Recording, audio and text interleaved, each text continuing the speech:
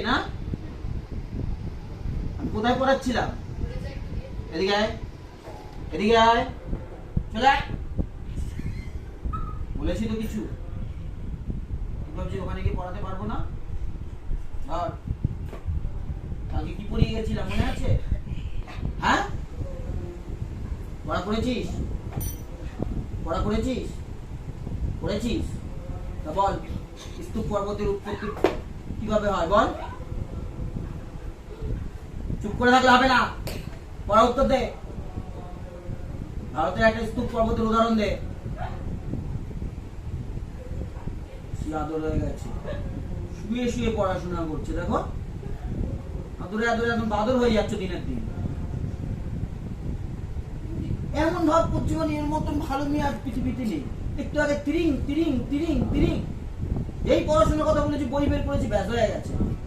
সেই খারাপ লাগছে এখন?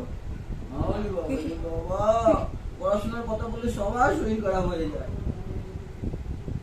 পড়াবো না, ওকে গল্প কর। ঠিক আছে, পড়াবো না, চল ছুটি। হ্যাঁ ছুটি, চল। আর সত্যি বলছি, ছুটি দিয়ে দিয়েছি, নে বই রেখে দিলাম। হ্যাঁ বই রেখে দিলাম। ছুটির কথা বলেছি, মিথ্যা কথা বলেছিলাম। এই দেখ, আজ নতুন চ্যাপ্টার পড়াবো আমরা, ঠিক আছে? না মুখ ঘোরালে হবে না, একটা নতুন চ্যাপ্টার পড়াবো আজকে, ঠিক আছে? পড়বি তো? দেখ এখানে কি আছে, দেখতে পাচ্ছিস? ভালো করে দেখে নে। হ্যাঁ, কিছু বুঝতে পেরেছিস? কিছু বুঝতে পারিস নি? পুরো তোর মতনই হয়েছে। তুই যেমন কিছু বুঝিস না, ও তেমন কিছু বলে না।